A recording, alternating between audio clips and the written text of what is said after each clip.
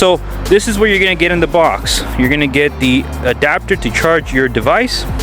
You're gonna get a dongle that allows you to connect via Ethernet for online programming, like on some BMWs, some newer Chryslers. They require over the internet protocols. So that is what this is going to be used for.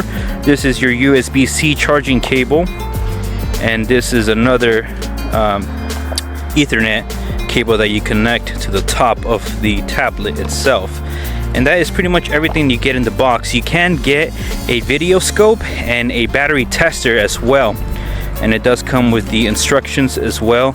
And it did have a small microfiber cloth, which is pretty nice. I have glasses, so this is something that would come in handy for me so I don't scratch them up.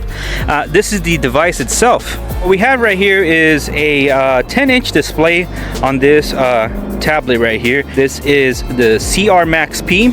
It does have up to 40 reset functions, 9 special hot functions like oil reset and stuff like that.